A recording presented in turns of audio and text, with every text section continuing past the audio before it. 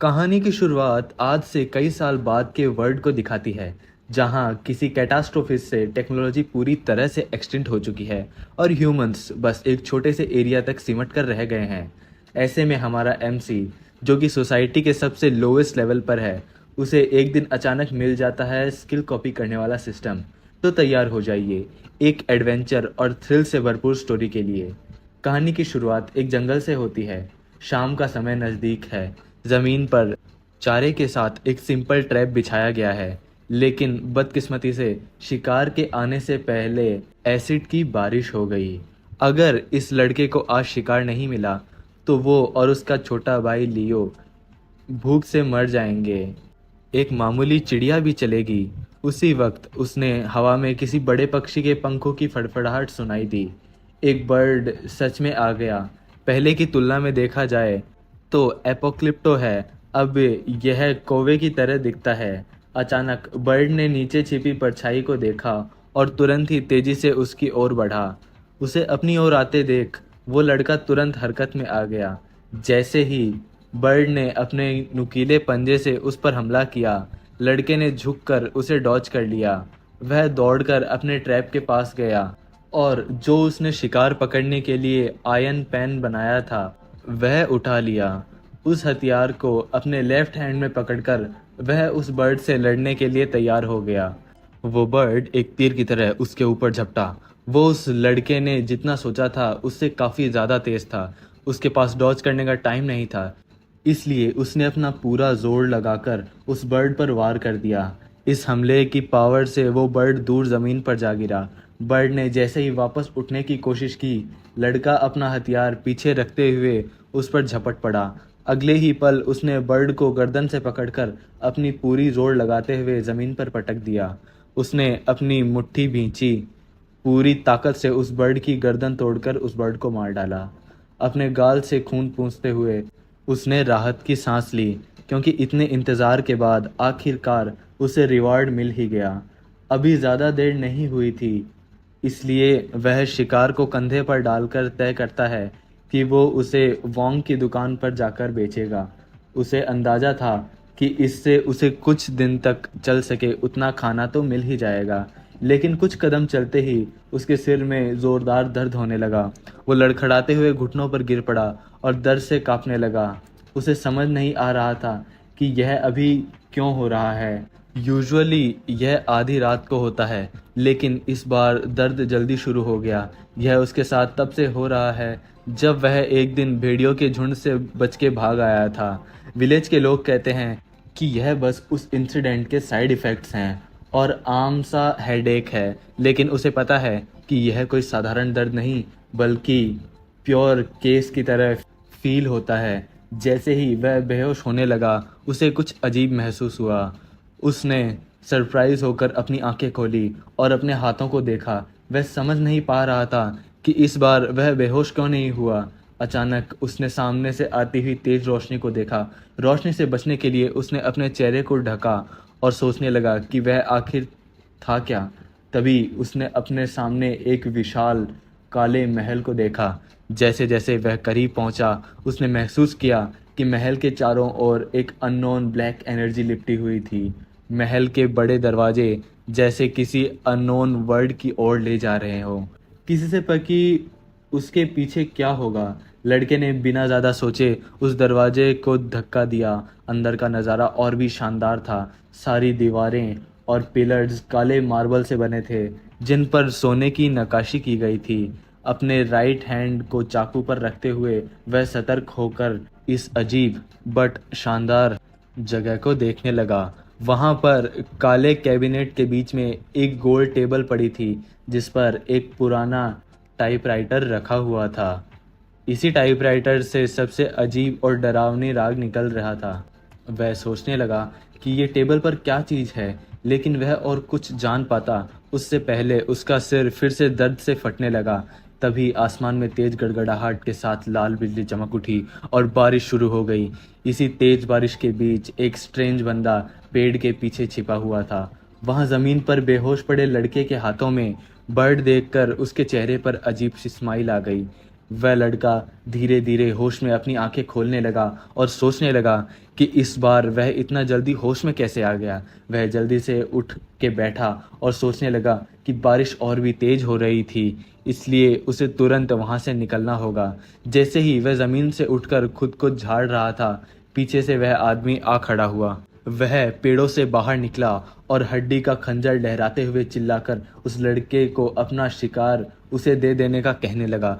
उसे वहां देख वो लड़का सतर्क हो गया और अगले ही पल उस आदमी के मुंह पर पैन दे मारा, जिससे उसका एक दांत टूट गया। वह लड़का लोहे के पैन से अपना सिर ढककर बारिश से बचते हुए तेजी से वहां से भाग निकला। वहीं पीछे छूटा आदमी अपना गाल सहलाते हुए सोच रहा था कि वह खुद एक विक्टिम कैसे बन गया। वह लड़का इतना तेज और ताकतवर कैसे है? उसने ऐसा क्या सहा है जो उसे इतना खतरनाक बना चुका है? अचानक उस लड़के के सामने एक सिस्टम विंडो ओपन हो गया, जिसने उसे अपना बर्ड किसी और को गिफ्ट कर देने का टास्क दिया। लड़का अपने सामने इस अजीब सी चीज को देखकर चौंक गया। वह उसे समझने की कोशिश करने लगा, क्योंकि ऐसा उसके साथ पहले कभी नहीं हुआ था। वह पीछे मुड़कर उस आदमी को देखने लगा। वह अपना गाल सहलाते हुए अभी भी रो रहा था। तभी आसमान में बिजली चमकी और उसने अपने सामने उस लड़के को खड़ा पाया, जो उसे खून की प्यासी नज़रों से घूर रहा था। आदमी डर के मारे चीखने लगा, पर वो लड़का उसके सामने मरा हुआ बर्ड बढ़ाते हुए पूछता है कि क्या उसे ये चाहिए।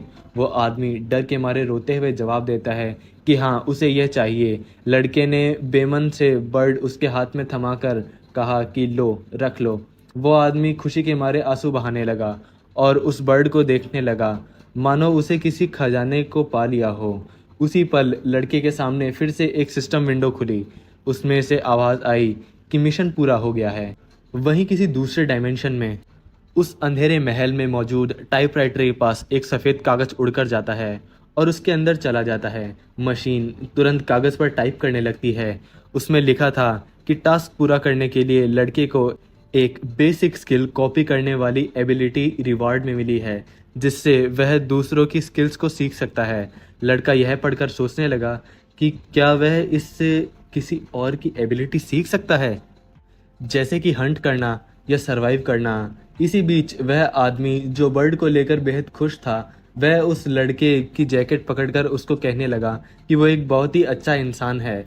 लड़का उसे अजीब नज़रों से घूरता है।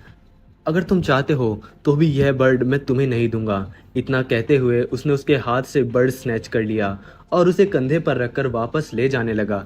पीछे छूटा आदमी दंग होकर देखता है। वह गुस्से से चिल्लाता है और कहता है, ये कैसा मजाक है? क्या वह एक बार में अपना मन नहीं रख सकता? वह लड़का जंगल से होते हुए अपने घर की ओर बढ़ने लगा। शाम ढलने से पहले वह अपनी बस्ती तक पहुंच ही गया। उसने अपने सामने ऊपर देखा। वहां एक कई मीटर ऊंची दीवार बनी हुई थी और उसके बाहर नीचे एक कच्चे मकानों से बनी हुई बस्ती थी। ये दीवार जैसे समाज के दो अलग रूपों को बांटने के लिए बनाई गई थी। बस्ती में कदम रखते ही वो लड़का धीमे और बेपरवाह कदमों से व्यापारी की दुकान की ओर बढ़ता है।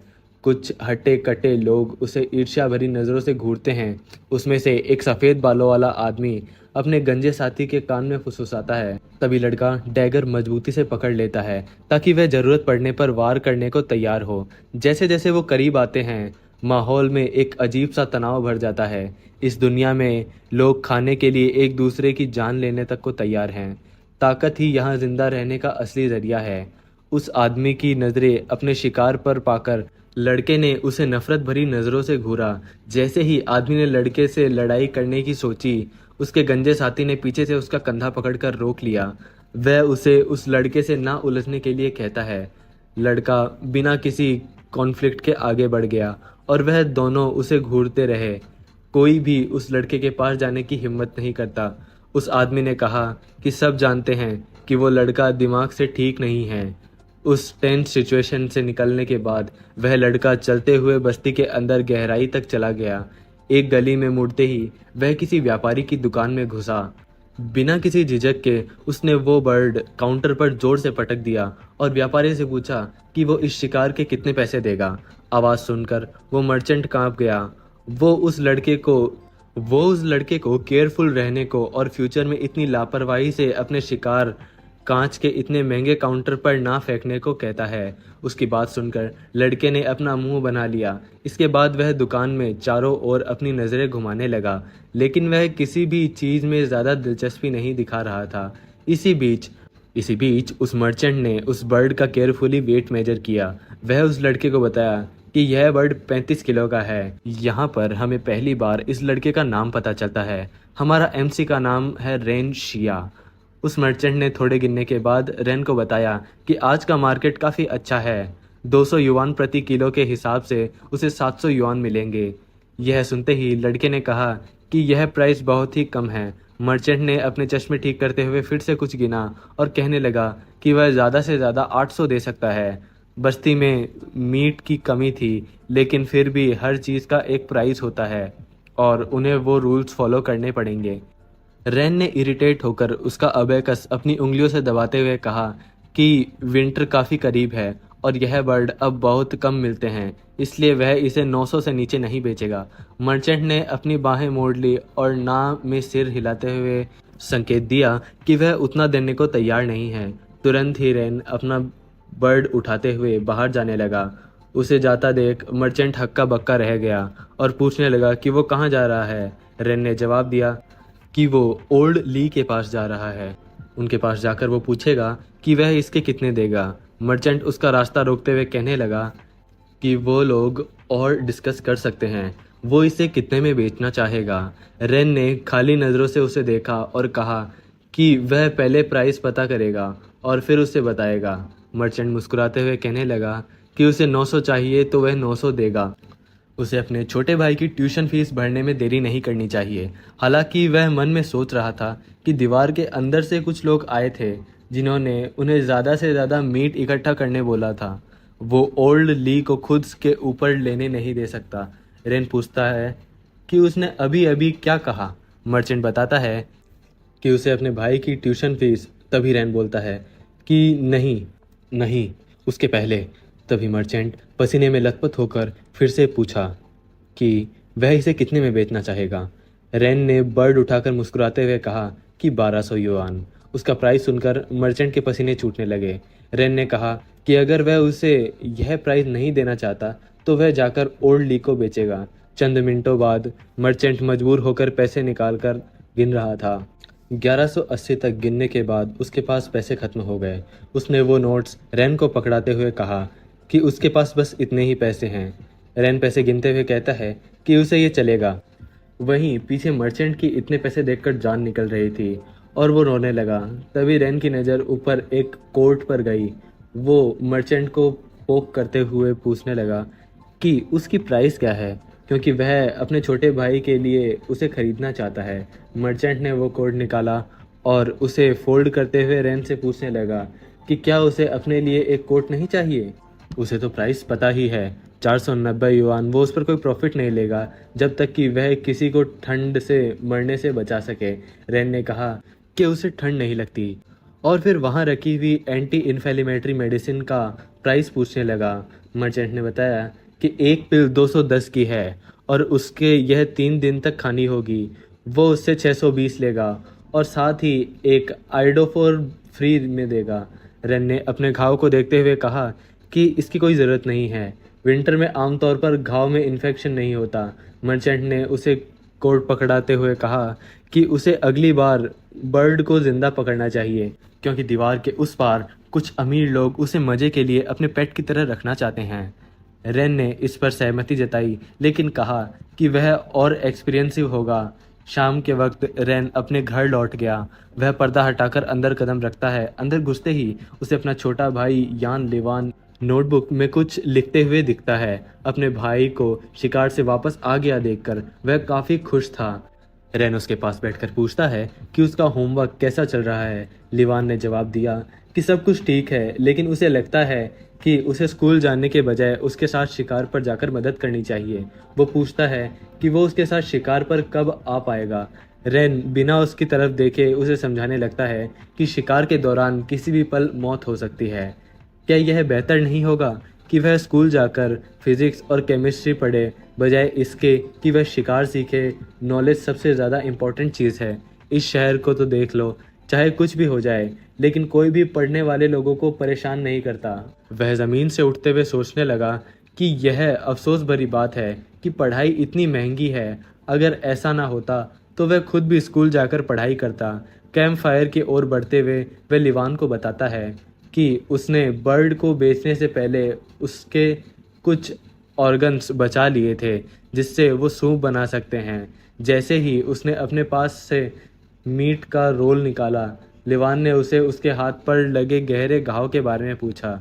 मीट को गर्म पानी में डालते हुए रेन ने कहा कि यह बस एक छोटा सा घाव है। थोड़ी देर बाद खाना तैयार हो गया। उसने ज़्यादातर मीट चॉपस्टिक की मदद से एक प्लेट में निकाल दिया और उसे लिवान को पकड़ाते हुए अच्छे से खाने के लिए कहा। लिवान ने प्लेट न पकड़ते हुए कहा कि वह नहीं खाएगा। यह खाना उसे खा लेना चाहिए क्योंकि उसे अपने घाव ठीक करने की ज़रूरत थी। रेन ने कहा कि उसे भूख नहीं है, इसलिए उसे बस सूप भी चल जाएगा। लेकिन लिवान ने आंसू भरी आंखों से कहा कि वह नहीं खाएगा। यह कोई छोटी खरोंच नहीं है। उसने सुना कि 2 दिन पहले कोई इन्फेक्शन से मर गया था। रेन ने प्लेट को गुस्से से टेबल पर पटकते हुए पूछा कि वह रो क्यों रहा है। उसे समझना होगा कि उस दुनिया में आंसू बहाकर सरवाइव नहीं किया जा सकता। दुनिया आंसुओं पर भरोसा नहीं करती। वो बाहर की ओर इशारा करते हुए कहता है कि अपने आसपास के लोगों को देखो। तुमने ठीक से खाना नहीं खाया और अगर कोई रात में आकर हमें मार दे तो क्या होगा। वह आगे कहते हैं कि उसने लिवान को स्कूल इसलिए भेजा है क्योंकि उसके पास यूनिक एबिलिटीज़ हैं। अगर वह स्कूल में अच्छे से पढ़ाई करेगा तो उसे जंगलों में सुबह से शाम तक रोज के खाने के लिए संघर्ष नहीं करना पड़ेगा। उसकी बात सुनकर दीवान नाराज होकर टेबल पर बैठ गया। अपना सिर झुकाकर आंसुओं को रोकने की कोशिश करते हुए उसने चॉपस्टिक से खाना शुरू किया। रेन ने उसका सिर सहलाते हुए कहा कि जब वे बाहर होते हैं तो लेवान बहुत मस्ती करता है, लेकिन घर पहुंचने पर पता नहीं वो बिल्कुल रोने वाला बच्चा क्यों बन जाता है। वह उसे अच्छे से खाना खत्म करने को और फिर उसे जो उसके लिए नया कोट खरीदा था उसको ट्राई करने के लिए कहता है। इतना कहकर वह वहां से जाने लगा। पीछे से लिवान ने पूछा कि उसका खुद का कोट कहाँ है। रेन ने उसे टालते हुए चिंता न करने को कहा।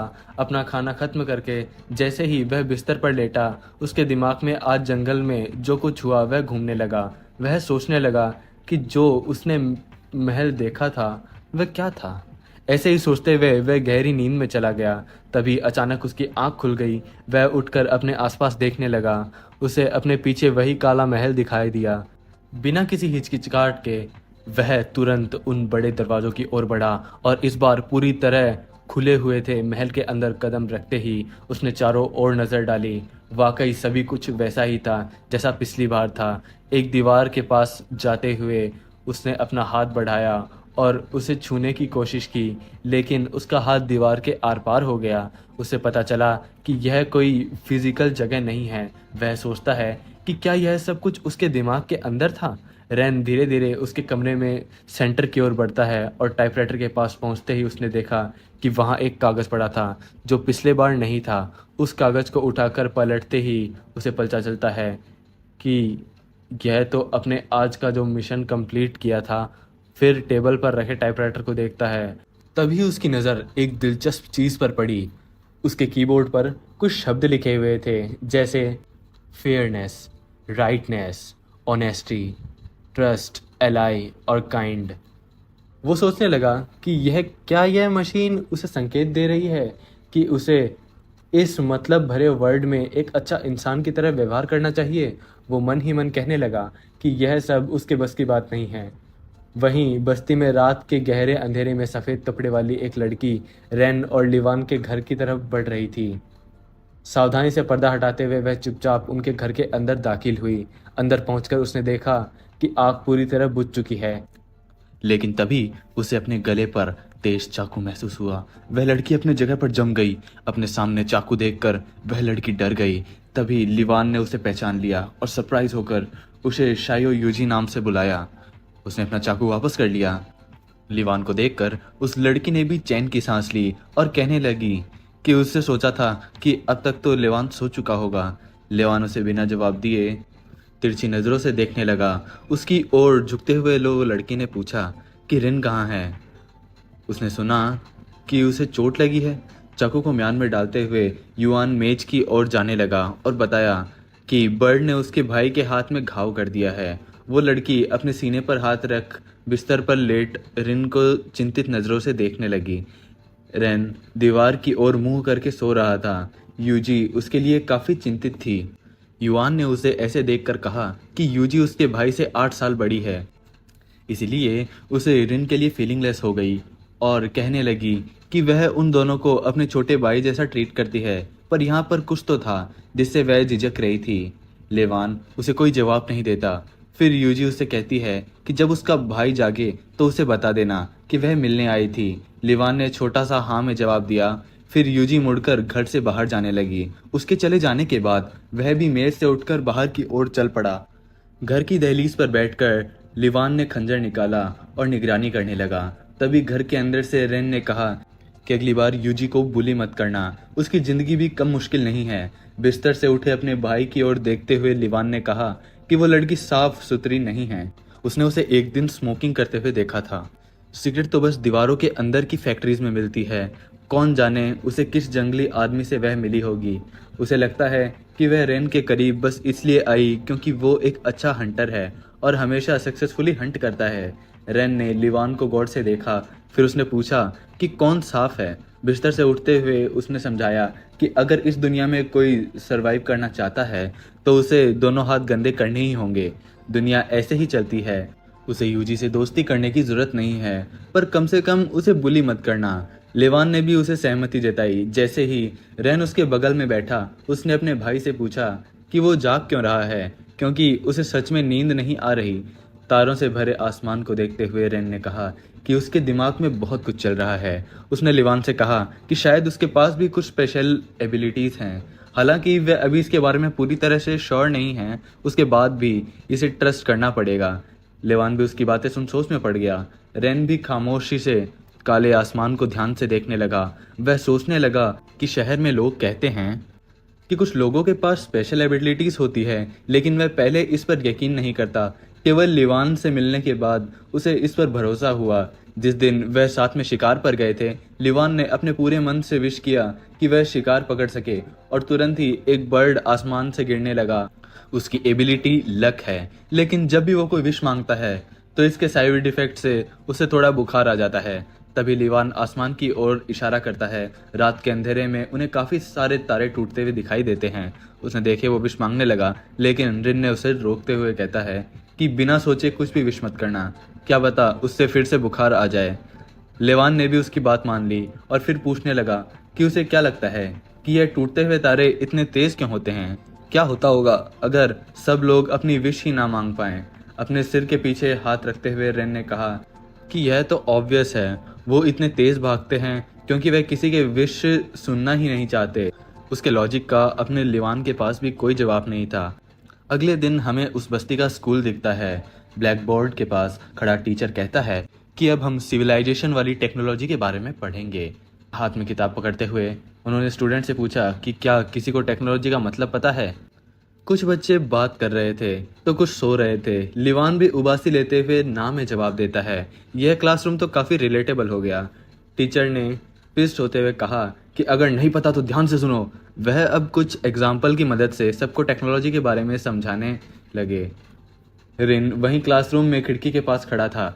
टीचर ने एग्जाम्पल के साथ पढ़ना जारी किया। रिन ने भी कुछ ध्यान से सुनने लगा। थोड़ी देर बाद टीचर ने लेक्चर खत्म किया। उन्होंने सबको अपने अपने घर जाकर खाना खा लेने को कहा। इन शब्दों के तुरंत बाद उन्होंने खिड़की की ओर देखा, लेकिन रेन पहले ही गायब हो चुका था। बाहर खड़ा रेन किसी की आवाज़ सुनकर चौंक गया। टीचर ने उससे कहा कि वो अब से दरवाजे पर खड़ा रहकर सुन सकता है, लेकिन वो क्लासरूम के अंदर अलाउड नहीं है। रेन ने झुककर हाँ किया। सिर उठाते हुए वह खुशी से मुस्कुराता है और टीचर को थैंक यू कहता है। स्कूल के अंदर लोहे की कढ़ाई में खाना तैयार था। टीचर ने प्लेट में सूप निकाला और उसे फूंक मारकर ठंडा करने लगे। तभी रेन ने उनकी ओर एक सिगरेट बढ़ाते हुए फिर से खुद को क्लास के बाहर खड़े रहने देने के लिए थैंक यू बोला। टीचर सिगरेट्स देखकर सरप्राइज थे। रेन ने कहा कि उन्होंने उसे फ्री में क्लास के बाहर खड़ा रहने दिया, इसलिए वो उनके लिए कम से कम इतना तो कर ही सकता है। एक छोटी डिब्बी निकालकर टीचर ने माचिस से सिगरेट जलाई। सिगरेट का धुआं छोड़ते ही वह आराम से दीवार से सटकर खड़े हो गए उन्होंने कहा कि इन मुश्किल भरे समय में ऐसे स्टूडेंट्स बहुत कम हैं जो क्लासेस की कदर करते हैं। उन्होंने रेन से पूछा कि वो क्लास अटेंड करना इतना लाइक क्यों करता है। रेन ने सोचते हुए कहा कि कुछ नया सीखना कभी बुरा नहीं होता। साथ ही इन मुश्किल भरे हालातों में पढ़े लिखे लोग को ही सबसे ज़्यादा रिस्पेक्ट मिलती है। उसने गार्डन की ओर इशारा करते हुए कहा कि इसे ही देख लो, कोई भी उसके आंगन में उगे वेजिटेबल्स चुराने की कोशिश नहीं करता। क्या वह सही है? उसकी बात सुन टीचर को खांसी आने लगी। रेन ने उनकी तरफ मुड़कर कहा कि उसे एक सवाल परेशान कर रहा है। टीचर ने उसे बेझिझक अपना सवाल पूछने को कहा। रेन ने याद दिलाया कि उन्होंने पिछली कक्षा में कहा था कि कैटास्ट्रोफिस बहुत सी टेक्नोलॉजी थी, लेकिन वह सब गायब कैसे हो गई। टीचर ने सिगरेट का एक और कश लेते हुए कहा कि ब्रोकन जनरेशन। उन्होंने कहा था कि कैटास्ट्रोफिस से जिंदा रहना भी काफ़ी किस्मत की बात थी, तो उनके पास स्टडीज़ की चिंता करने का समय कहाँ से होता। रिन ने पूछा कि लेकिन फिर भी कुछ इन्फॉर्मेशन तो बची ही होगी ना। टीचर ने उदासी से सिर हिलाते हुए कहा कि वह सही है, लेकिन यह इन्फॉर्मेशन कुछ चंद लोगों के हाथों में है जो कि इस ऊंची दीवार के पीछे हैं। गुस्से भरी नज़र से रिन ने दीवार को देखा और फिर टीचर को पूछा कि अगर ऐसा ही है तो लोग उस दीवार को गिरा क्यों नहीं देते। अगर सब साथ रहें तो ज़्यादातर जानवर भी हमला करने से डरते हैं। दीवार के बिना भी भेड़िए उन पर अटैक करने की हिम्मत नहीं करेंगे, और दीवार तोड़ने से बहुत सी और टेक्नोलॉजी खोजी जा सकती है ताकि सिविलाइजेशन रिवाइव हो सके। टीचर उसे समझाते हैं कि जब तक बाहर खतरा है, रिफ्यूजी जिंदा रहने के लिए बस इस दीवार पर रिले कर सकते हैं। इस तरह उन्हें बड़ी मात्रा में सस्ते मजदूर मिल जाते हैं, जिससे वो लोग दीवार बनवाने का काम करवाते हैं, और दीवार के पीछे लोगों को सुपरनैचुरल फील होता है। कोई भी इतने फायदों के बाद दीवार तोड़ना क्यों ही चाहेगा। टीचर ने आधी सिगरेट बांधने के लिए बचा ली। फिर उन्होंने कहा कि अब क्लास में जाने का टाइम हो गया है। वो रिन की नज़रों से बचते हुए सिगरेट छिपाने की कोशिश करने लगे।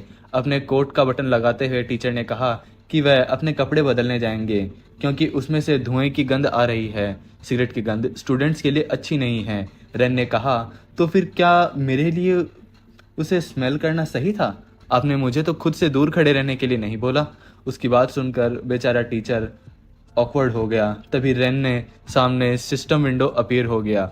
उसने उसे मिशन दिया कि नॉलेज लेना तो अच्छी बात है, लेकिन उसे जो आता है वह दूसरों को सिखाना भी चाहिए। कुछ देर बाद टीचर बच्चों के साथ क्लास में एंटर हुए। सारे बच्चे दरवाजे पर खड़े हुए रेन को देखने लगे। टीचर ने सबका ध्यान अपनी ओर खींचते हुए कहा कि इस दोपहर वो लोग सर्वाइवल स्किल्स के बारे में सीखेंगे। वह बच्चों को चेतावनी देते हैं कि यह ना सोचें कि खतरा उनसे बहुत दूर है। अभी तो उनके पेरेंट्स उनको प्रोटेक्ट कर रहे हैं, लेकिन जब वो बड़े हो जाएंगे तो उन्हें अपने आप को खुद से प्रोटेक्ट करना होगा। सबसे पहला वो लोग बात करेंगे कि अगर जंगल में भेड़ियों का झुंड से सामना हो जाए तो क्या करना चाहिए। अपनी उंगली के इशारे करते हुए वे पूछते हैं कि तुम बताओ, ऐसी सिचुएशन में उन्हें क्या करना चाहिए। हैरान रेन इशारे से पूछता है कि क्या यह सवाल उससे किया गया था। फिर सीरियस होकर सोचते हुए वह जवाब देता है कि अगर किसी का सामना जंगल में भेड़ियों से हो जाए तो कोई ऊंची जगह ढूंढने की कोशिश करें, कोई ऐसी जगह जहां से वाइड व्यू और खुली हवा मिल सके। टीचर भी सिर हिलाते हुए सेटिस्फाइड होकर उसकी बात सुन रहे थे। तभी रेन ने मुस्कुराते हुए कहा कि वैसी जगह उनकी कब्र के लिए सबसे बढ़िया रहेगी। उसका जवाब सुनकर टीचर का मुंह देखने लायक हो गया। वह पूरी तरह से शॉक थे। पूरे क्लास में एक गहरा सन्नाटा छा गया और सब रेन को देखने लगे। वहीं अपना एमसी यह सोच रहा था कि आखिर मिशन कंप्लीट क्यों नहीं हुआ। उसे नहीं लगता कि उसने कुछ गलत सिखाया था। टीचर ने माहौल हल्का करने की कोशिश की, यह समझते हुए कि वह उसके जवाब से सेटिस्फाइड नहीं थे। रेन ने समझाया कि शायद उन्होंने कभी जंगली भेड़िए देखे नहीं हैं। भेड़ियों का झुंड तो दूर की बात है, बस एक अकेला भेड़िया मिल जाए तो भी सरवाइव करने का चांस ना के बराबर है। इसलिए अपनी कब्र के लिए बेस्ट जगह ढूंढना ही सही आंसर है। टीचर भी उसका हंटिंग में एक्सपीरियंस देखकर काफ़ी सरप्राइज थे। उन्होंने रिन से कहा कि वह अगली बार से क्लास के अंदर बैठ सकता है। अब से वो सबको सर्वाइवल की क्लास पढ़ाए। रिन ने पढ़ाने की बात सुनकर खुश हो गया और टीचर को थैंक यू कहने लगा। उसी पल उसके सामने सिस्टम ओपन हो गया। उसने मिशन कंप्लीट कर दिया था और इसके रिवार्ड के रूप में उसे स्ट्रेंथ 1 पॉइंट से बढ़ गई थी। उसे अपनी बॉडी में कुछ चेंज महसूस हुआ। वह अपनी बाह की ओर देखते हुए सोचने लगा कि क्या सच में उससे एक्स्ट्रा स्ट्रेंथ मिली है। ऐसा लगता है कि वो महल सिर्फ उसकी इमेजिनेशन ही नहीं, वह सही में एक यूनिक एबिलिटी है। अगर एक नॉर्मल मैन की स्ट्रेंथ 3 पॉइंट होती है तो उसके पास पहले 2.5 पॉइंट स्ट्रेंथ थी, लेकिन अगर उसमें अभी मिले 1 पॉइंट को जोड़ दें तो उसका टोटल एक नॉर्मल आदमी से ज़्यादा है स्ट्रेंथ। तो फिर वो मुस्कुराते हुए सोचने लगा कि अगर सही में ऐसा है तो उसकी जंगल में सरवाइव करने की पॉसिबिलिटी और बढ़ जाएगी। अपने ख्यालों में खोया हुआ वो अपने छोटे भाई के साथ घर जा रहा था। चलते चलते उसे लेवान ने बुलाया। वो उसे पूछता है कि मिस्टर जंग ने उसे क्लास में आने की परमिशन दी और उसे उनका सर्वाइवल टीचर भी बनने दिया। क्या उसे लगता है कि वो उसे अपने सक्सेसर बनाना चाहते हैं? रेन ने सोचते हुए कहा कि उसे ऐसा नहीं लगता। उसे लगता है कि उन्हें बस और सिगरेट चाहिए। उसका लॉजिक सुनकर लिवान फिर से डम फाउंडेड रह गया। रेन हंसते हुए कहने लगा कि अगर वो टीचर बन भी गया तो कोई बुरी बात नहीं होगी। जैसे ही वह टीचर बनेगा वह अपनी पोजीशन उसे दे देगा। घूमकर आगे चलते हुए वह कहने लगा कि आखिरकार वह जंगल से ही बिलोंग करता है। लिवान ने उसकी बात सुनकर अपने दांत भींच ली। वह सोचने लगा कि रेन हमेशा ऐसा करता है, वह हर अच्छी चीज उसे दे देता है। वह रेन को दुख भरी नजरों से देखता है। रेन अपनी बात जारी रखते हुए समझाता है कि टीचर बनना अच्छा है पर यह उसे सूट नहीं करता, इसलिए लिवान को पूरी मेहनत से पढ़ाई करनी चाहिए ताकि वो एक अच्छा टीचर बन सके। क्या वो उसकी बात समझ रहा है? कोई जवाब ना पाकर वो पीछे मुड़ के देखने लगता है। अपने छोटे भाई का पीछे रहते हुए देखकर उसे हाथ बढ़ाकर कहता है कि उसे साथ चलना चाहिए। लिवान भी तेजी से उसकी तरफ बढ़ता है और फिर वो दोनों घर की ओर बढ़ने लगे। अपने घर की ओर चलते हुए रास्ते में वो एक ग्रुप के पास से गुजरते हैं। उन सबके पास काफी सारे हथियार थे।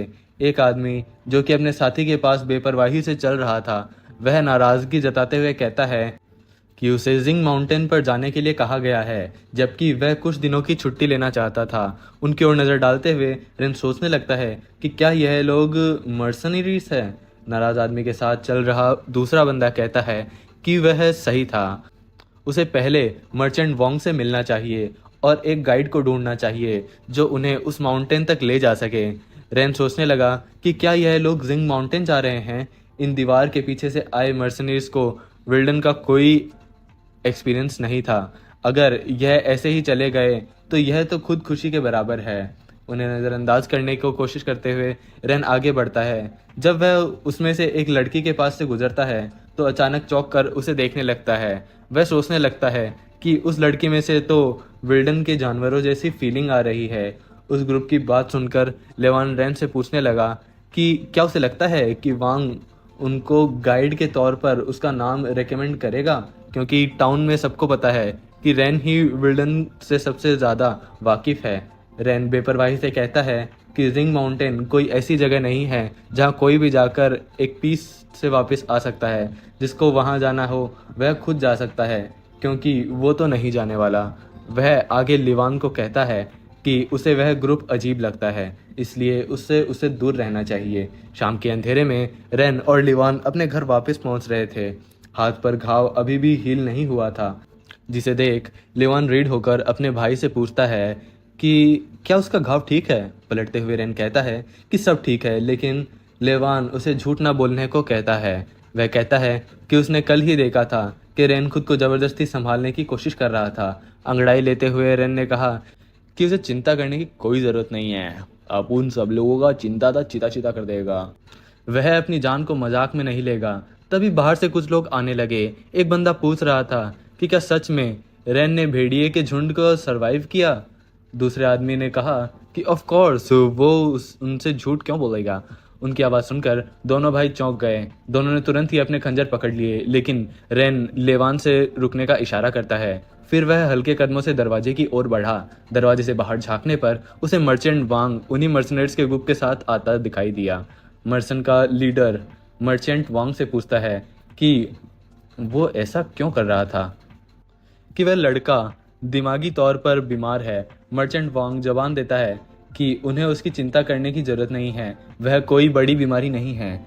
ऐसे ही वह रेन के घर तक पहुंच गए। रेन छिपकर उन्हें गुस्से से देखने लगा। वह सोच रहा था कि यह कमीना मर्चेंट वांग उसे क्यों उन मर्सनरीज को रिकमेंड कर रहा है। भीन का छोड़ो छोड़ो। तो तभी बाहर से वोंग आवाज़ लगाता है और कहता है, उससे मिलने कुछ गेस्ट आए हैं। लेवान अपने भाई से पूछता है कि अब क्या किया जाए। रेन उसको वहीं रुकने के लिए कहता है जबकि वो खुद बाहर जाकर बात करेगा। पीठ पर अपना लेजेंड पेन लटकाते हुए वो पर्दा हटाकर बाहर निकलता है। अचानक उसने पागलों की तरह हंसते हुए मर्चेंट वैंग के साथ हाथ पकड़कर चिल्लाते हुए कहा कि अरे मिस्टर वैंग, आप मैंने आपकी अच्छी खबर सुनी। ऐसा लगा है कि बाप और बच्चा दोनों ठीक है। डिलीवरी के लिए मुबारक हो। उसकी यह हरकतें देखकर वहाँ के जो सारे लोग हैं वो भी चौंक गए। फिर मर्सनर का लीडर पूछने लगा कि यह कैसा कॉन्ग्रेचुलेशन है, ठीक होने की बात तो माँ और बच्चे की होती है ना। फिर वो गुस्से में मर्चेंट वोंग पर चिल्लाने लगा कि यह क्या बकवास है, इस लड़के को छोड़, तू अपना बता कि क्या तू पागल है। वो उसको कॉलर से पकड़ते हुए रिन की ओर इशारा करने के चिल्लाया कि यह लड़का इतना पागल है और तू मुझे कह रहा है कि यह ठीक है। मुझे पता है कि हमसे झूठ बोलने का अंजाम क्या होता है, तुझे पता है। गुस्से से मार वो आदमी वहां से जाने लगता है। मर्चेंट बैंक उसे रोकने की कोशिश करते हुए समझाने लगा कि रेन का दिमाग ठीक नहीं है, लेकिन वो इतना भी पागल नहीं है कि वो रोते हुए रेन से कहने लगा कि क्या वो उसे मरवाना चाहता है, लेकिन रेन ने उसकी बात को नज़रअंदाज कर दिया। वांग नरीस के पीछे भागते हुए खुद को एक्सप्लेन करने की कोशिश करने लगा। लीडर ने उससे कहा कि वह उसे अच्छा गाइड ढूंढने के लिए सुबह तक का टाइम दे रहा है, तो इस बार उसके साथ ऐसा कोई मजाक ना करे। इस पूरी घटना के दौरान वो मिस्टीरियस लड़की जो कि पीठ पर स्नाइपर राइफल लिए हुए थी, वह ग्रुप के सबसे पीछे थी। उसने पलट कर रिन की ओर देखा, लेकिन तुरंत ही मुड़कर वापस जाने लगी। रेन बस लड़की को जाते हुए घूरता रहा। तभी उसके सामने सिस्टम ओपन हो गया और उसे इन्फॉर्म किया कि अब टारगेट की एबिलिटी रैंडम सिलेक्ट की जाएगी। यह उसी स्किल कॉपी करने वाली एबिलिटी थी। वो सोचने लगा कि यह सब क्या रैंडम ही होता है। तभी सिस्टम उसे इन्फॉर्म किया कि टारगेट की मार्क्समैनशिप एबिलिटी सक्सेसफुली एक्सट्रैक्ट हो चुकी है। क्या वो इसे सीखना चाहेगा? रेन ने तुरंत ही कहा हाँ, और इसे सीखने लगा। उसका इतने कहने पर वो खुद को फिर से उसी अननोन महल में पाता है। सिस्टम ने फायर आर्म से रिलेटेड सारा डेटा डाउनलोड करना शुरू कर दिया। धीरे धीरे गन्स की जानकारी उसके दिमाग में बढ़ने लगी, जैसे कि वेपन्स की देखभाल करना, उनकी परफॉर्मेंस चेक करना, उन्हें सही से चलाना और काफ़ी सारी और भी यूजफुल ट्रिक्स। रेन सोचने लगा, ये सब तो सच में फायर आर्म्स की स्किल्स है। क्या इसका मतलब वो सच में दूसरों की स्किल्स कॉपी कर सकता है? तभी सिस्टम ने अनाउंस किया कि नॉलेज एक्वायर हो चुका है और उसने हाई ग्रेड मार्क्समैनशिप सीख ली है। ये सुनते ही रेन दंग रह गया। वो पूछने लगा कि उसे तो लगा था कि बेसिक एबिलिटी से सिस्टम का मतलब उसे सिंपल फायरआर्म सिखाना होगा, तो फिर उसने हाई ग्रेड नॉलेज कैसे सीख ली? सिस्टम उसे बताता है दूसरों की एबिलिटी सीखने का प्रोसेस दो पार्ट्स में डिवाइड किया जा सकता है। पहला होता है बेस एबिलिटी, जिसमें दूसरों की स्किल्स कॉपी करने पर वो या हाई ग्रेड या लोअर एबिलिटी सीख सकता है। अगर वो हाई ग्रेड एबिलिटी सीख लेता है तो वो टेक्निक्स भी सीख सकता है। इसके साथ ही दूसरों की यूनिक एबिलिटी सीखने की पॉसिबिलिटी होती है। ये सुनकर रेन सोच रहा था कि वो दूसरों की यूनिक एबिलिटीज भी सीख सकता है। उसे सिस्टम कुछ ज़्यादा ही ओपी लग रहा था। फिर उसने पूछा कि क्या वो उस लड़की की मार्क्समैनशिप एबिलिटी लेवल जान सकता है। सिस्टम ने बताया कि उस लड़की का लेवल परफेक्टेड है। इस बात पर रेन काफ़ी सरप्राइज हो जाता है कि उस लड़की के पास मार्क्समैनशिप एबिलिटी में मास्टरी होने के बावजूद भी वो उन मर्सनरीज के साथ क्यों है। उसे उन लोगों का ग्रुप काफ़ी अजीब लगता है। तभी उसके सर में दर्द होता है और वो खुद को वापस अपने घर के पास पाता है। पीछे से किसी की आवाज़ सुन वो मुड़ के देखने लगता है। लिवान उससे पूछ रहा था कि वो अभी भी उन लोगों को क्यों घूर रहा है। रेन उसे जवाब नहीं दे पाता। तभी पास वाले घर से निकलकर किसी ने पूछा कि किस से घूरने की बात हो रही है। वो यूजी होती है, जिसे देखकर दोनों ही भाई चौंक गए। रेन हैरान होकर उससे पूछता है कि वो यहाँ क्या कर रही है। यूजी खुश होकर बताती है कि उसने यहाँ जो 3 लोगों की फैमिली रहती है उनसे अपना खुद का घर एक्सचेंज कर लिया है। अब से वो यहीं उनके नेबर में रहेगी। लिवान अपने भाई को खींचते हुए उसके कान में पूछता है कि क्या वो अभी भी वर्जिन है, क्योंकि यूजी ने उसके लिए अपना सब कुछ दांव पे लगा दिया है, यहाँ तक कि अपना पत्थरों से बना हुआ पक्का घर भी। ब्लश करते हुए रेन कहता है कि वो अब बच्चा नहीं रहा, इसलिए अब वो इस पर्टिकुलर टॉपिक पे डिस्कस करेगा। लिवान भी कहता है हाँ हाँ, तुम्हें जो भी ना पता हो वो मुझसे आराम से पूछ लो। रेन यूजी को ऑकवर्ड स्माइल देते हुए अपने छोटे भाई के साथ घर के अंदर जाने लगता है। वो लिवान से कहता है कि उसकी ऐसी हरकतों की वजह से वो ढंग से यूजी का वेलकम भी नहीं कर पाया, तो अब से उल्टी सीधी हरकतें करके यूजी को गुस्सा मत दिलाना। तभी कुछ देखकर वो सरप्राइज हो जाता है। लिवान उंगली के इशारे से उसे टेबल के नीचे पड़े कुछ आलू और 3 मेडिसिन की पिल्स देखने को कहता है। वो पूछता है कि क्या वो उसके हाथ के घाव के लिए थी। उसने उठाते हुए रेन कहता है कि ये तो एंटी इन्फ्लेमेटरी मेडिसिन है। वो लिवान से पूछता है कि क्या उसे याद है जब पिछले साल वो भेड़ियों के झुंड से घायल हो गया था, तब भी किसी ने सीक्रेटली उन्हें कुछ पिल दी थी जिसकी वजह से वो सरवाइव कर पाया था। वैसे ही ये मेडिसिन भी सेम उसी जगह रखी गई है। वो कब से उस पर्सन को ढूंढने की कोशिश कर रहा है जिसने ये किया है। लिवान ने पूछा कि कहीं ये यूजी का काम तो नहीं, क्योंकि उसने रेन के घाव के बारे में सिर्फ उसे ही बताया था। उसकी बात पर रेन भी सोच में पड़ गया। तभी उन्हें बाहर से किसी के चिल्लाने की आवाज़ आती है। एक बंदा ज़बरदस्ती यूजी का हाथ पकड़ लेता है और कहता है कि वो उसके लिए सिगरेट लेकर आया है। यूजी खुद को छुड़ाने की कोशिश करते हुए कहती है कि वो उसके लिए वो सब काम नहीं करेगी। वो बंदा हंसी में पूछने लगता है कि अगर यूजी वो सब काम नहीं करेगी तो फिर खाएगी क्या, पिएगी क्या और रेंट कौन देगा। घर के अंदर रेन और लिवान भी यह सुनकर गुस्सा हो गए। रेन ने गुस्से से अपना खंजर पकड़ लिया। वही बंदा ज़बरदस्ती यूजी के कपड़े फाड़ने लगता है। यूजी चिल्लाते हुए कहती है कि उसे छोड़ दो। रेन भी अपने दांत बीसता हुआ घर से बाहर निकल आता है, नज़रों से देखने लगता है। तभी सिस्टम उसे यूजी की हेल्प करने का मिशन देता है। उसे मन ही मन कहा कि अगर ये मिशन ना होता तो भी वो उसकी हेल्प करता, और इतना कहकर वो तुरंत ही उस आदमी की तरफ झपटता है। पहले तो उसे देखकर वो आदमी थोड़ा चौकन्ना हो गया, लेकिन फिर वो मुस्कुराते हुए मन में सोचने लगा कि इसके पास तो बस एक मामूली चाकू है। वो अपनी तलवार निकालकर सोचने लगा कि इसे कहते हैं असली मेटल। लेकिन तभी रेन ने तेजी से उसकी तलवार पर अटैक कर दिया, जिससे उसके खंजर के साथ साथ उस आदमी की तलवार भी टूट गई। अपनी टूटी हुई तलवार को देखकर वो आदमी सोचने लगा कि ये कैसे पॉसिबल हो सकता है। तभी रेन ने अपना टूटा हुआ खंजर छोड़कर उस आदमी के पेट पर पंच दे मारा। फिर उसका हाथ पकड़ के उसके पीछे जाकर उसे ज़मीन पर पटक दिया। वो आदमी गुस्से से सोचने लगा कि इस लड़के की एज क्या है, इसके पास इतनी ज़्यादा स्ट्रेंथ कैसे आ गई। तभी रेन ने यूजी से पूछता है कि ये आदमी कौन है। यूजी ने नज़रें झुकाते हुए कहा कि वो कोयल माइन का एक लीड वर्कर है। पिछले दिन एक आदमी को स्टैब करके मार दिया गया था, और वो काम इसी बंदे ने करवाया था, क्योंकि इसके ऊपर बहुत सारा गैम्बलिंग का कर्ज था और इसने सुना था कि उस आदमी को पैसे बचाने की आदत थी, इसलिए इसने ऐसा प्लान बनाया। ये सुन के रेन ने नीचे पड़ा अपना टूटा हुआ चाकू उठा लिया। वो इस आदमी को मारने के लिए तैयार था। तभी उसके सामने सिस्टम ओपन हो जाता है और उसे मिशन देता है कि वो इस एनिमी को जाने दे। रेन ने अपने खंजर से उस आदमी की कमर पर एक गहरा घाव कर दिया। इससे वो आदमी डर के मारे चिल्लाने लगा और उसे बहुत ज़्यादा दर्द होने लगा। रेन ने खड़े होकर उसे बताया कि उसके पास तकरीबन 3 मिनट बचे हैं। इतने में अगर वो क्लिनिक पहुंचकर घाव सील करवा ले तो वो बच सकता है। वो आदमी दर्द से खड़ा होने लगता है। तीनों ही उस आदमी को पीछे से भागते हुए देखते हैं। तभी सिस्टम अनाउंस करता है कि दोनों ही मिशंस कंप्लीट हो चुके हैं। इसके रिवार्ड में उसे एक बेसिक स्किल, ट्री मैप और वेपन की कमी के चलते एक साइड मिशन दिया जाता है। रेन सोचने लगता है कि पहला मिशन यूजी को बचाना हो गया और दूसरा मिशन भी सक्सेस मान लिया गया। उसे समझ नहीं आ रहा था कि वो महल के मिशंस को जज कैसे करता है।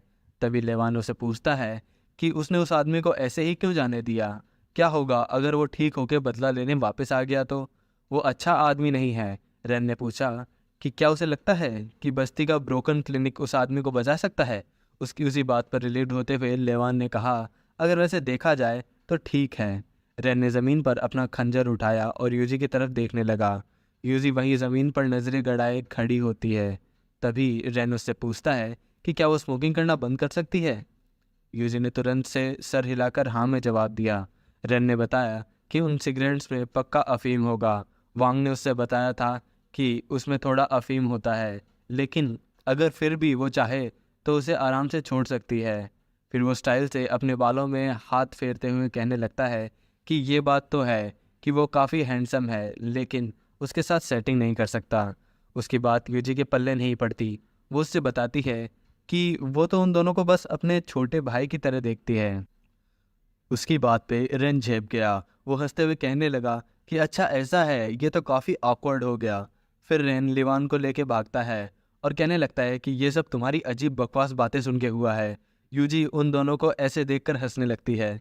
तभी एक अजीब सी फीलिंग के साथ ही रेन को वो महल दिखता है। टेबल पर रखे टाइपराइटर में से आवाज़ें आने लगती है। उसमें कुछ तो टाइप हो रहा था। तभी उसमें से एक कागज़ निकलता है जिसमें लिखा था कि साइड मिशन स्टार्ट हो चुका है। रेन मुस्कुराते हुए सोचने लगता है कि ये तो इंटरेस्टिंग होगा। टाइपराइटर के पास जाके उसने वो कागज़ का टुकड़ा खींच लिया। उसमें लिखा था कि उसके पास एक वेपन की कमी है। उस वेपन की कमी के चलते ये मिशन वेपन से रिलेटेड होगा। रेन सोचता है कि अगर उसने नया वेपन मिला तो ये तो काफ़ी अच्छा होगा, लेकिन ये साइड मिशन उसे कुछ अजीब फील होता है। उसे लोगों का अप्रिसिएशन इकट्ठा करना था, वो भी दिल से दिया गया अप्रिसिएशन। तभी उसे यूजी से अप्रिसिएशन का एक पॉइंट मिलता है। उसने सोचा कि उसका किसी को हेल्प करना वेस्ट नहीं गया। उसे ये सिस्टम काफ़ी एक्यूरेट लगता है। उसके 100 पॉइंट्स कंप्लीट करने पर वेपन अनलॉक होगा। तभी वो एक ईविल स्माइल के साथ कहने लगता है कि उसे नेगेटिव थॉट्स कलेक्ट करने वाला मिशन चाहिए था, क्योंकि अगर वैसा मिशन होता तो वो पूरे टाउन की नेगेटिव थॉट्स बिना किसी देरी के करेक्ट कर लेता। लेवान उसे बगल में बैठाता है और बैठा के पढ़ाई कर रहा होता है। तभी अचानक रैन उठकर बैठता है और लेवान से खुद को थैंक यू बोलने के लिए कहने लगता है। लेवान डरते हुए पूछता है कि अब क्या हो गया, वो ऐसे क्यों एक्ट कर रहा है। रैन ने उसे चपाट लगाते हुए कहा कि जल्दी से बोलो। लेवान ने भी उसे हमेशा खुद का ख्याल रखने के लिए थैंक यू बोला। उससे इतना बोलते ही रैन को एक और पॉइंट मिल गया और वो सोचने लगा कि ये तो काफ़ी इजी है। वो वही लेवान के पास बैठ गया और मुस्कुराते हुए उसे फिर से थैंक यू बोलने को कहा। लेवान भी इरिटेट होके बेमन से थैंक्स कहता है, लेकिन इस बार रैन को कोई पॉइंट नहीं मिलता। वो समझ नहीं पाता कि ऐसा क्यों हुआ। वो लेवान को अकर्स करते हुए कुछ कहने को कहता है कि उसे दिल से थैंक यू नहीं बोला। उसने दिल से बोलना चाहिए था, क्योंकि सिर्फ सिंसेरिटी ही कुछ मायने नहीं रखती। वो उसे फिर से ट्राई करने को कहता है। लेवान ने फिर थैंक यू बोला, लेकिन रैन ने कहा कि ऐसे नहीं, फिर से। लेवान हाथ जोड़ के थैंक यू कहने लगता है, लेकिन रैन इससे भी सेटिस्फाइड नहीं होता। जब उसे अप्रिशिएशन पॉइंट मिले तभी वो खुश होता। बेचारा लेवान भी उसके मिशन के बीच में फंस गया था। ऐसे ही रैन लेवान से कहने लगता है कि क्या यही उसकी एबिलिटी है, क्योंकि ये उसके लिए काफ़ी परेशानी भरा था। रैन भी आधी रात की मेहनत के बाद भी सिर्फ एक ही अप्रिशिएशन पॉइंट पाकर थक चुका था। इरिटेट होके उसने महल में जाके रैन ने सोचा कि वो अपने अप्रिशिएशन पॉइंट्स को कॉइन्स में ट्रेड करेगा, लेकिन जैसे ही वो टेबल के पास पहुंचता कहीं से 2 कॉइन्स गिर गए, जिससे वो हैरान होकर ऊपर देखने लगा कि कहाँ से आए, ये कहाँ से आए। उसे एक कॉइन उठाया तो देखा कि वो एक सिंपल हार्ट शेप्ड कॉइन था, जिसके पीछे किसी डिवाइन सॉन्ग के लिरिक्स लिखे हुए थे। जैसे ही उसने कॉइन उठाया वो लिरिक्स उसके कानों में बजने लगे। तभी उसके पीछे ज़ोर की आवाज़ आई। जब वो मुड़कर देखता है तो एक वेंडिंग मशीन खड़ी होती है, जिसमें कॉइन डालने की जगह देखकर उसने सोचा ट्राई करता हूँ। और जैसे ही उसने कॉइन डाला तुरंत ही एक छोटी सी बॉटल बाहर आई, जिसके ऊपर सिर्फ मेडिसिन लिखा था। वो समझ नहीं पाया कि इस पे और कुछ क्यों नहीं लिखा, लेकिन तभी उसके साथ एक अजीब सी फीलिंग होती है और अगले ही पल वो अपने घर में होता है। वहाँ उसका छोटा भाई लिवान उसी बॉटल को हाथ में लिए होता है और सरप्राइज में पूछता है कि क्या अब वो मैजिक भी करने लगा है, ये बॉटल कहाँ से आई। रैन सोचता है कि इसमें सिर्फ मेडिसिन लिखा है, शायद ये ऑल इन वन मेडिसिन है, इसलिए उसने थोड़ी सी मेडिसिन निकाल कर अपने घाव पर लगा दी। दर्द तो हुआ, लेकिन कुछ देर बाद दर्द बंद हो गया, जिससे वो हैरान हो गया और सोचा कि जब एंटीबायोटिक्स 3 दिन में काम करती है और 200 रुपये की होती है, तो ये वाली तो तुरंत काम कर रही है, इसकी तो वैल्यू मिलियंस में होनी चाहिए। अब उसे जल्दी से अप्रिशिएशन कॉइन्स कमाने का तरीका ढूंढना होगा। अगले दिन जब सब बच्चे स्कूल जाते हैं तो रेन और लिवान भी जाते हैं। उनके हालात देखकर टीचर हैरान होता है। जब लिवान कुछ बोलता है तो रेन हंसी में कहता है कि सब ठीक है, सिर्फ नींद कम हुई है। टीचर पूछता है कि उन्होंने क्या पढ़ने का प्लान बनाया है, तो रेन कहता है रिलैक्स हो जाओ, उसने सब सोच रखा है कि उसे अटेंशन चाहिए ताकि एप्रिशिएशन कॉइन्स मिल सके। जब सारे बच्चे उसे ग्रीट करते हैं तो उसके दिमाग में आइडिया आता है और वो कहता है कि जब बच्चे सिर्फ बैठे होते हैं और टीचर्स पूरा दिन खड़े होकर पढ़ाते हैं तो कम से कम उन्हें थैंक यू तो बोलना चाहिए। इसलिए अब ग्रीटिंग की जगह सब लोग थैंक यू बोलेंगे। वो सोचता है कि स्टूडेंट्स को ट्रिक करना इजी है। जब सब बच्चे थैंक यू बोलते हैं तो उसे एक भी पॉइंट नहीं मिलता। तब उसे समझ आता है कि ये सब सिर्फ दिखावा कर रहे हैं। अब वो किसी और तरीके से कॉइन्स कमाने की सोचता है। शाम तक वो वाइल्ड लाइफ सर्वाइवल स्किल्स पढ़ा रहा होता है। सब बच्चे बोर हो चुके होते हैं। एक बच्चा सोचता है कि ये बंदा इतना बोलता क्यों है और छुट्टी भी नहीं दे रहा। तभी वो बच्चा हाथ उठा के कहता है, बेवकूफ़, आई मीन टीचर, बाहर अंधेरा हो रहा है। अगर आपने अभी भी पढ़ाना नहीं छोड़ा तो बाद में टाउन सेफ नहीं रहेगा। रेन को उसी की बात समझ आती है और सेफ्टी को देखते हुए सबको छुट्टी दे देता है। सब थैंक यू बोलकर भाग जाते हैं और रेन को फाइनली अप्रिशिएशन कॉइन्स मिल जाते हैं, जिससे वो खुश होकर सोचता है कि मेहनत का फल मिलता है। घर लौटते वक्त लिवान कहता है कि क्या वो आगे से क्लास छोटी रखेगा। रेन मना करता है और कहता है कि वो एजुकेशन के लिए अपनी जान भी दे सकता है, तो स्टूडेंट्स थोड़ा ज़्यादा पढ़ लेंगे तो क्या हो जाएगा। लिवान चिढ़कर कहता है कि वो देश के फ्यूचर का सत्यानाश कर रहा है। रेन गुस्से में कहता है कि वो सिर्फ ज़्यादा पैसा कमाने के लिए ऐसा कर रहा है ताकि उसे स्टूडेंट्स का अप्रिशिएशन मिल सके। तभी लिवान उसे सामने देखने के लिए कहता है। वहाँ उनके सामने मर्सनरीज का ग्रुप जा रहा होता है, जिसमें उन्हें अपने ही टाउन का बंदा लू दिखता है। वो सोचता है कि क्या अब वो टूर गाइड बन गया है। तभी उनके पीछे मर्चेंट वांग आता है, जो रेन को अनग्रेटफुल कहता है कि उसने उसके लिए अच्छी जॉब रिकमेंड की थी, जो उसने रिजेक्ट कर दी। रेन पूछता है कि वो कैसे कह सकता है कि वो जॉब अच्छी थी। तब वांग कहता है कि तुम नहीं समझोगे, बैरियर के अंदर भी गरीबी और अमीरी होती है और गरीब कभी बाहर नहीं आ सकते। सिर्फ वो लोग जो अपनी मर्जी से बैरियर क्रॉस कर पाए वही अमीर कहलाते हैं। रेन को समझ आ जाता है कि वो दीवार सिर्फ बाहर के लोगों को रोकने के लिए नहीं बनी है, नहीं बल्कि अंदर के लोगों को भी रोकने के लिए बनी गई है। तभी दीवार के अंदर के लोग आसानी से बाहर नहीं आ सकते, वहीं बाहर के लोग अंदर जाने के लिए हर तरह के तरीके आजमाते रहते हैं। फंग ने हंसते हुए कहा कि उसने स्टाफ से सुना था कि जो भी टूर गाइड बनेगा उन्हें फ्यूचर में और भी काम मिलेगा। उसे नहीं पता कि ऐसा मौका फिर कभी नहीं आएगा। इसलिए वो रेन को फिर से उन मर्सनरीज से बात करने को बोलता है, क्योंकि वो उस ल्यू से काफ़ी ज़्यादा स्ट्रॉन्ग है। रेन उसे इग्नोर करते हुए आगे बढ़ने लगता है और लिवान को भी घर चलने को बोलता है। उनके रास्ते में एक पॉन शॉप पड़ती है। लिवान अपने बड़े भाई से इशारा करके पूछता है कि क्या वो यूजी है।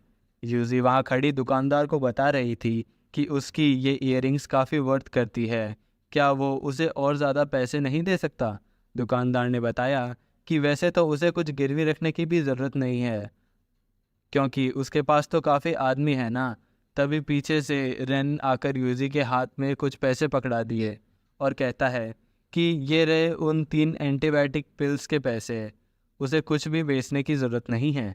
यूजी उसे वहाँ देखकर चौंक गई और पूछने लगी कि इसका क्या मतलब। रेन ने बताया कि वो वैसे भी मेडिसिन खरीदने ही वाला था, पर अब वो ये पैसे रख सकती है और जब वो उसके साथ हो तो फॉर्मली बात करने की ज़रूरत नहीं है।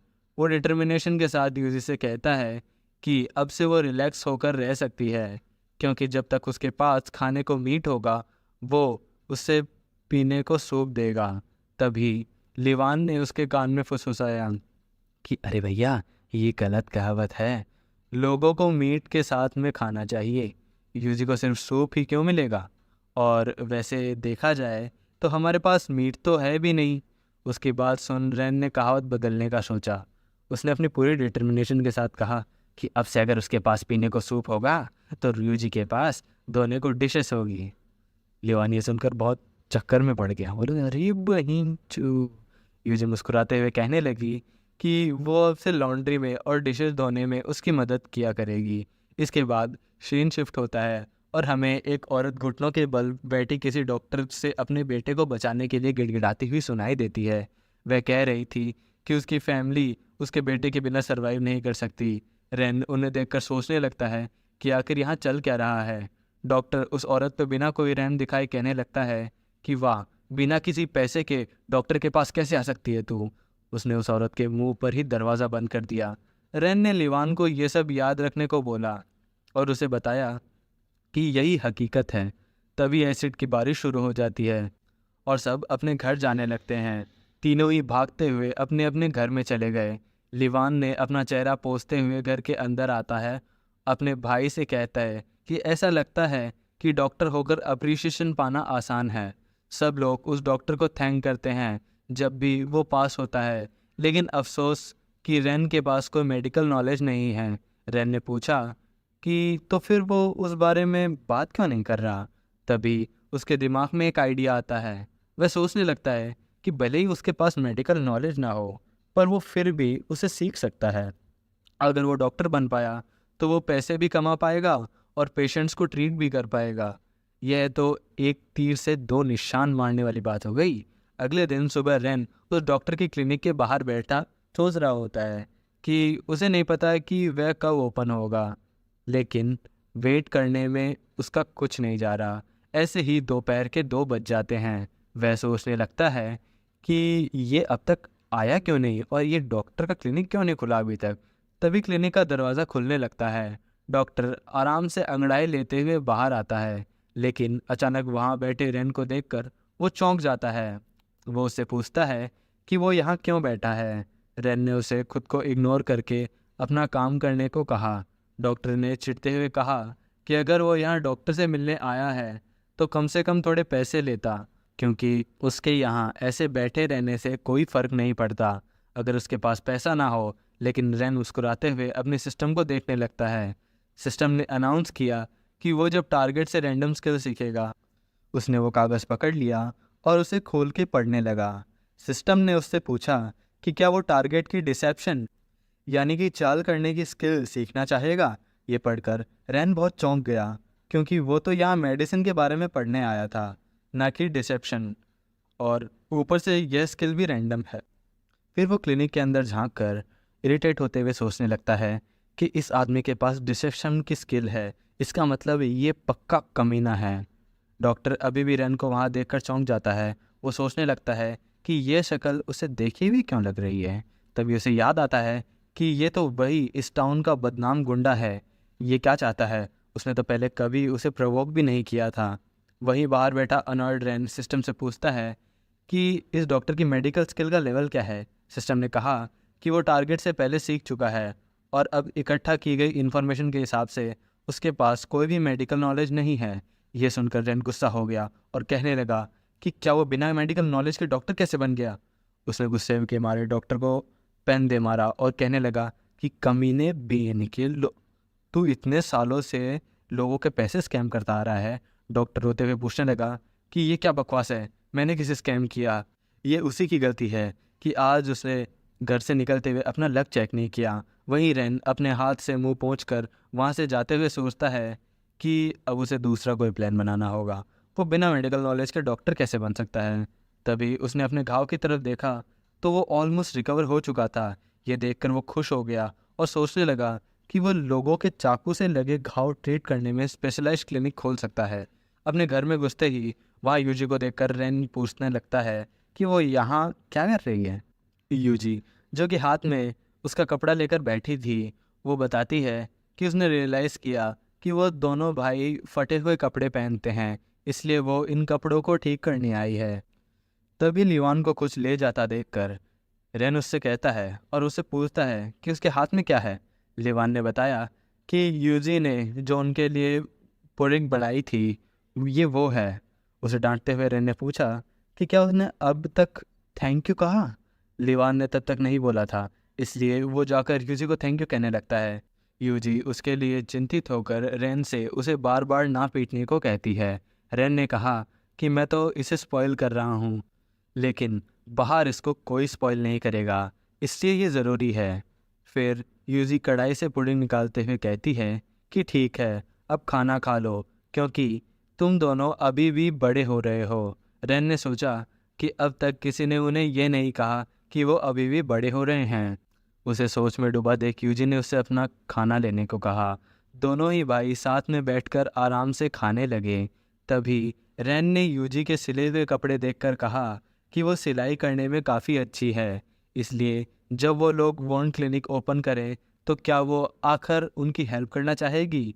यूजी ने पूछा कि वो अचानक ही वुंड क्लिनिक क्यों खोलना चाहता है। रैन ने कहा कि वो वक्त आने पर समझ जाएगी। ऐसे ही दोनों भाई खाना खाकर आराम से सो गए। जैसे ही रैन की आंख लगती है वो खुद को वापस से महल में पाता है। उसका दरवाज़ा खोलते हुए वो पिछले कुछ दिनों का रिवार्ड देखने के लिए काफ़ी एक्साइटेड था। हाथ में कॉइन गिनते हुए उसने कहा कि पिछले दिन ब्लैक मेडिसिन कि एक बॉटल के लिए उसे एक अप्रिशिएशन कॉइन यूज़ किया था, तो अब उसके पास 3 बचे हैं।